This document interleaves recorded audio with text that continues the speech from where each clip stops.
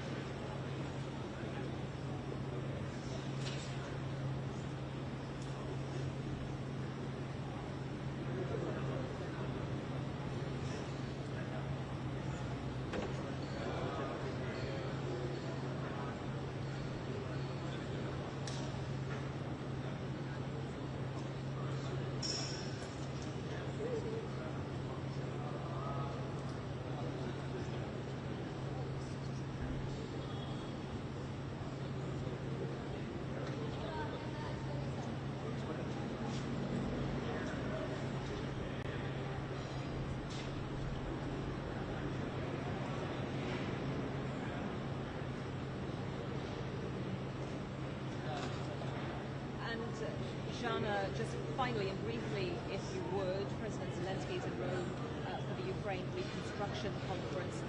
Leaders there will join a video conference which will be co-chaired by Starmer and Emmanuel Macron. What is Ukraine hoping for from that?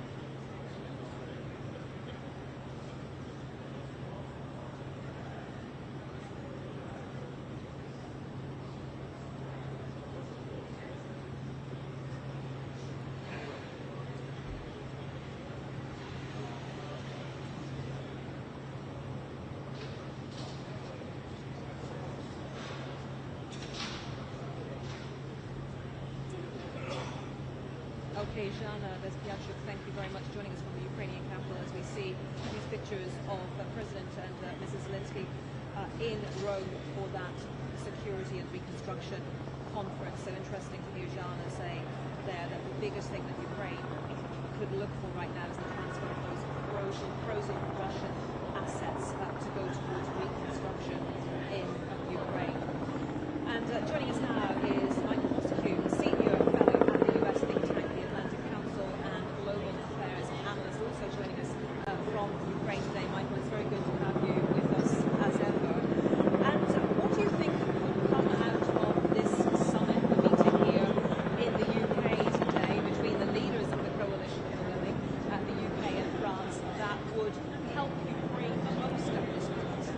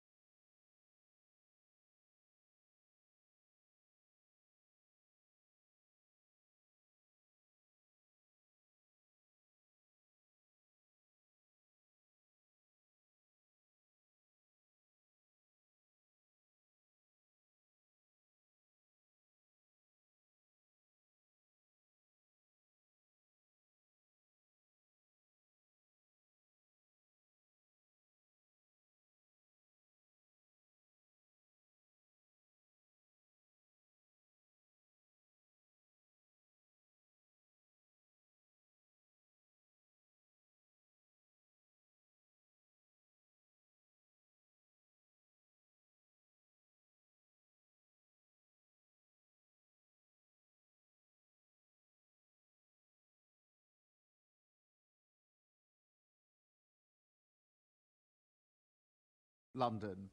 Mr. President, Emmanuel, it's a pleasure to have you with us. Together with your team, you're all very welcome, and we're much looking forward to this session. This week, we've celebrated a unique relationship, our shared history with a hugely successful state visit, and it has been hugely successful. Now, today, it's our task to look forward, to apply our collective strength and leadership to the challenges that we face today on behalf of the people that we respectively serve.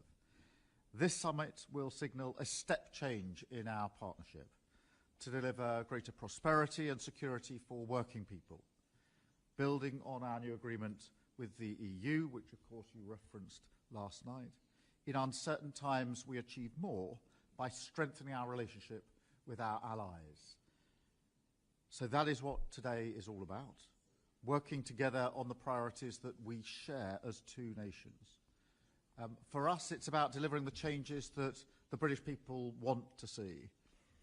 We all agree the situation in the Channel cannot go on as it is. So we're bringing new tactics into play and a new level of intent to tackle illegal migration and break the business model of the criminal gangs. We're also deepening our economic cooperation to boost growth and to create jobs. And we're celebrating the new investment into Sizewell C, helping to strengthen our energy security and protect bill payers for many years to come.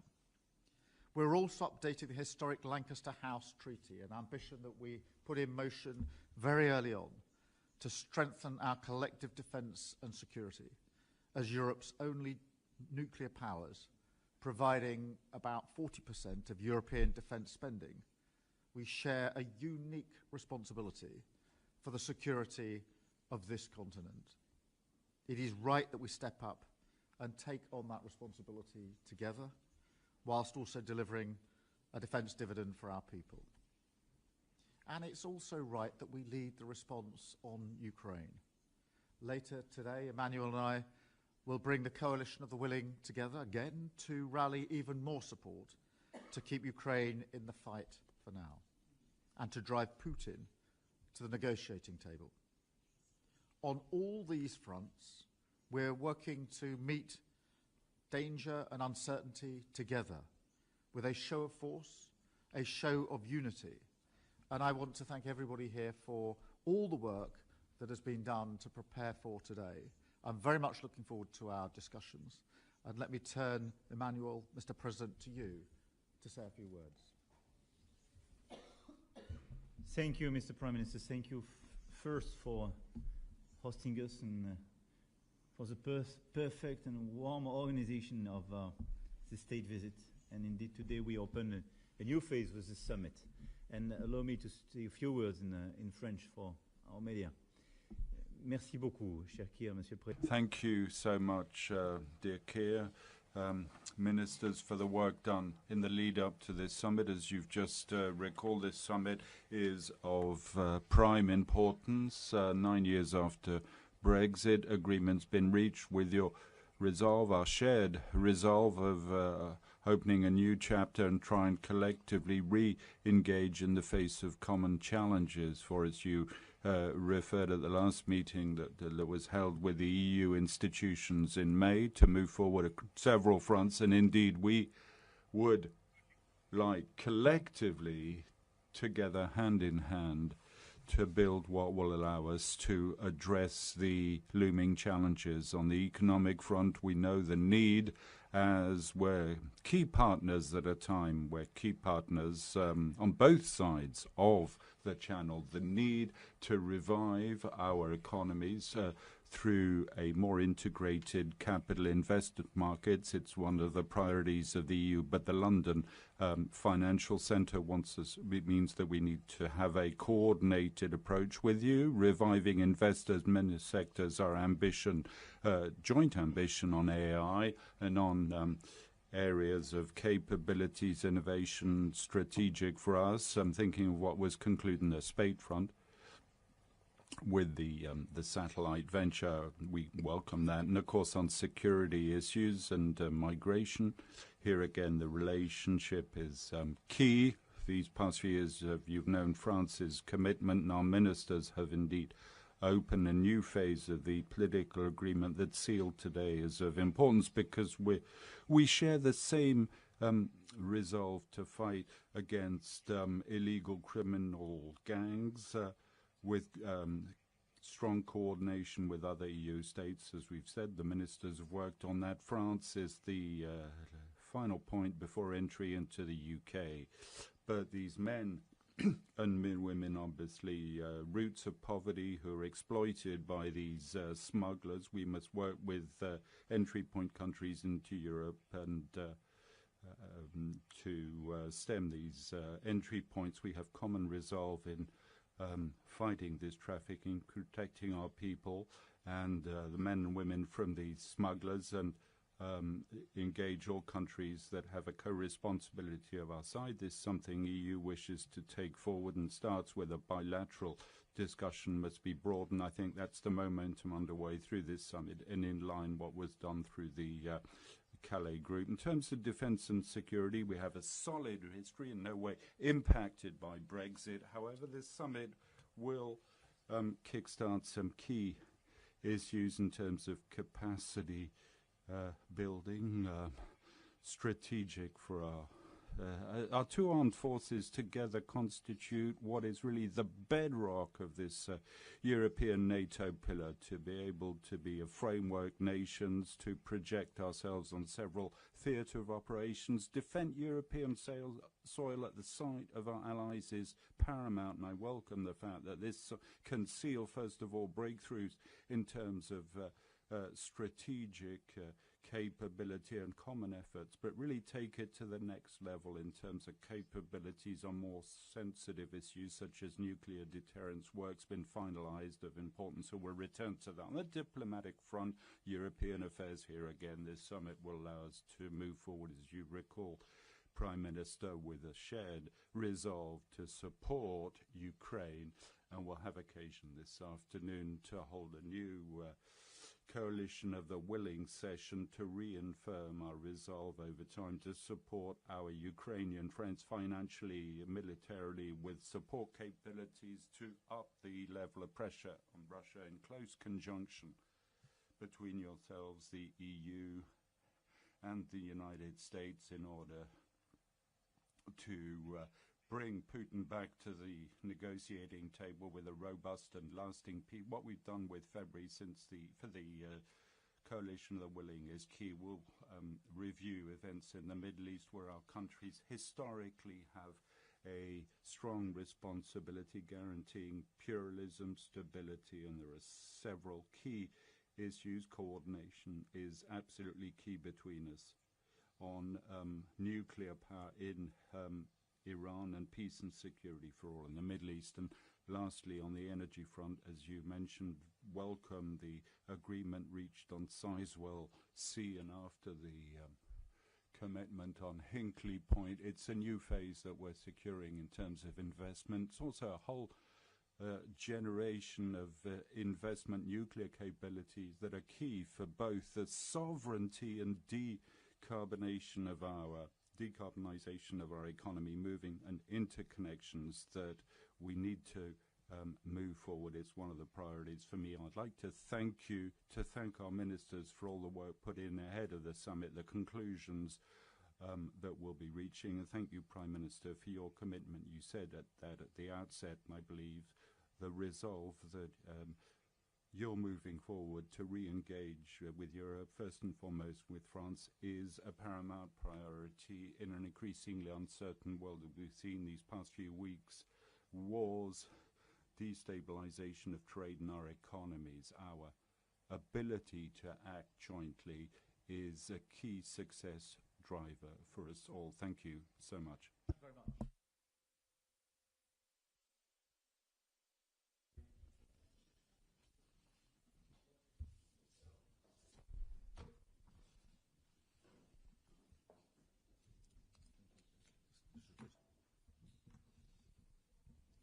Could you pass this spare glass down there? That's at the far end.